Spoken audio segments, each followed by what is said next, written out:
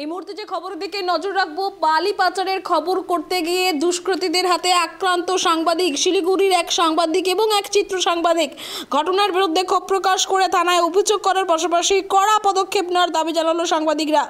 সরাসরি লাইভে রয়েছে আমাদের প্রতিনিধি শিলিগুড়িতে দুষ্কৃতীদের অবাধে বালি পাচার, ঠিক কি ঘটনা ঘটেছিল যেখানে সাংবাদিকদের আক্রান্ত হতে হলো?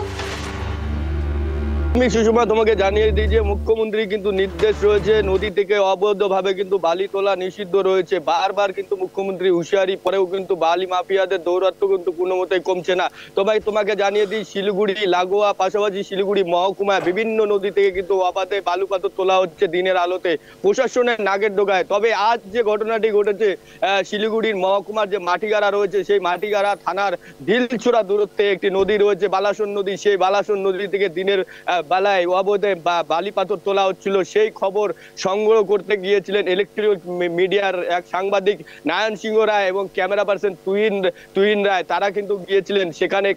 ক্যামেরা বন্দি করতেই বেশ কিছু দুষ্কৃতী যারা বালু মাফিয়া রয়েছে, মূলত বালু মাফিয়ার সাথে বড় বড় মাথারা যারা রয়েছে, তারা কিন্তু ঘটনার খবর পেয়ে সেখানে যায় এবং পাশাপাশি যে শ্রমিকরা রয়েছে, শ্রমিকদের দিয়ে কিন্তু ঘেরে দেয় তাদেরকে এবং প্রচন্ড হারে তাদের কিন্তু মারধর করা হয়। পাশাপাশি যে ক্যামেরা রয়েছে, সেই ক্যামেরা কিন্তু নদীতে ছুঁড়ে ফেলে দেওয়া হয়। ক্যামেরার হদিশ কিন্তু এখনো পর্যন্ত পাওয়া যায়নি। ইতিমধ্যেই আশঙ্কাজনক গুরুতর অবস্থায় কিন্তু সেখান থেকে কোনো ক্রমে কিন্তু সেই চিত্র সাংবাদিক এবং সাংবাদিক দুজনে কিন্তু যে নারায়ণ সিংহ রায় রয়েছেন, তারা কিন্তু কোনো ক্রমে কিন্তু সেখান থেকে পালিয়ে কিন্তু শিলিগুড়ি জেলা হাসপাতালে গিয়ে সেখানে কিন্তু চিকিৎসা করান। তবে কিন্তু তারা কিন্তু এখনো হাসপাতালে অবজারভেশনে রয়েছে। ইতিমধ্যেই কিন্তু শিলিগুড়ি জার্নালিস্ট ক্লাবের পক্ষ থেকে কিন্তু সকলে মিলে কিন্তু ইতিমধ্যেই মাটিগাড়া থানায় একটি লিখিত অভিযোগ করা হয়েছে। পাশাপাশি সিপি যিনি রয়েছেন পুলিশ কমিশনার, তাকেও কিন্তু বিষয়টি কিন্তু লিখিতভাবে জানানো হয়েছে। তবে এর তীব্র নিন্দা জানাচ্ছেন সাংবাদিক মহলের। পাশাপাশি তোমাকে জানিয়ে রাখি, ইতিমধ্যেই কিন্তু শঙ্কর ঘোষ তিনিও কিন্তু নিন্দা করেছেন যে মাননীয় মুখ্যমন্ত্রীর নির্দেশের পরে কেন বন্ধ করা যাচ্ছে না। তাহলে শাসক দলের নেতারাই কি এর সাথে যুক্ত রয়েছে বা কারা কারা যুক্ত রয়েছে? এইভাবে সাংবাদিকরা যখন খবর করতে যায় বিভিন্ন জায়গায়, বিভিন্ন নদীতে বিভিন্নভাবে অবৈধ নির্মাণ যেখানে হয়, সেখানেও খবর করতে গেলে সাংবাদিকদের উপরে কিন্তু বাধা দেওয়ার চেষ্টা হয়। তবে গুরুতর এখনো কিন্তু আহত অবস্থায় কিন্তু তারা কিন্তু শিলিগুড়ি জেলা হাসপাতালে অবজারভেশনে রয়েছেন।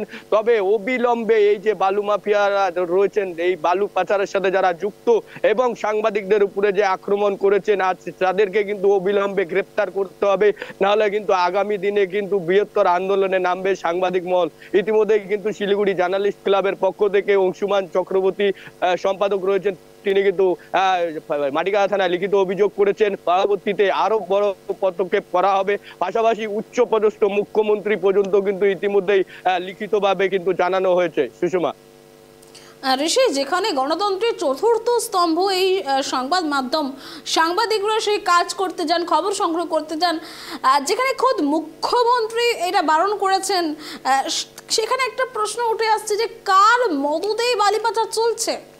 দেখো, একদমই তাই। তোমাকে জানিয়ে দিই যে এই যে আজ যে ঘটনাটি ঘটেছে সাংবাদিকের উপরে হামলা, এটা কিন্তু প্রতিনিয়ত বিভিন্ন জায়গাতেও ঘটে এসেছে এবং বিভিন্ন জায়গায় আমরাও খবর করতে গিয়ে কিন্তু আক্রান্ত এবং বাধাক্রান্ত হয়েছিলাম, যার ফলে কিন্তু সেখান থেকে পালিয়ে আসতে হয় কোনো রকমে। কিন্তু আজ যেখানে চলছিল, তবে জানিয়ে রাখি স্থানীয় যে গ্রাম পঞ্চায়েত, তিনি কিন্তু কিছুটা দূরে দাঁড়িয়েছিলেন। পুরো ঘটনা কিন্তু দূর থেকে তিনি কিন্তু নিজের চক্ষু ভাবে দেখছিলেন। পরবর্তীতে যখন পরিস্থিতি বেগতিক হয়ে যায়, সেখান থেকে কিন্তু সেই পঞ্চায়েত সদস্য সেখান থেকে পালিয়ে কোনো রকম অন্য দিক দিয়ে ঘুরে পরবর্তীতে কিন্তু ঘটনাস্থলে পৌঁছায়। কিন্তু যতক্ষণ পর্যন্ত তাদের উপরে হামলা হচ্ছিল সেই সাংবাদিকদের উপরে, ততক্ষণ পর্যন্ত কিন্তু সেই পঞ্চায়েত সদস্য দূর থেকে কিন্তু তিনি কিন্তু দেখছিলেন দাঁড়িয়ে। তবে যেটা জানা যাচ্ছে, যে পঞ্চায়েত সদস্য দেখছিলেন তিনি কিন্তু শাসক দলেরই একজন পঞ্চায়েত সদস্য।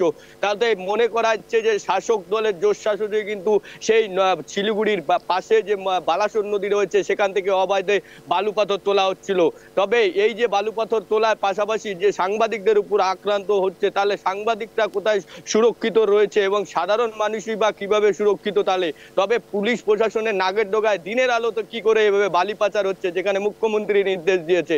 তবে এখন দেখার, যে দুষ্কৃতীরা হামলা করেছিল তাদের মধ্যে কিন্তু সন্দেহজনক ভাবে দুজন শ্রমিককে কিন্তু ইতিমধ্যে মাটিগাড়া থানা পুলিশ আটক করেছে।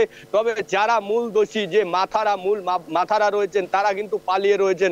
তবে পুলিশ মাটিগাড়া থানার ওসি কিন্তু জানিয়েছেন অবিলম্বে খুব দ্রুত কিন্তু এই দুষ্কৃতীদের ধরা হবে বলে আশ্বাস করেছেন। কুসুমা, ধন্যবাদ ঋষি। একদম যে খবর উঠে আসছে, খবর সংগ্রহ করতে গিয়ে আক্রান্ত সাংবাদিক।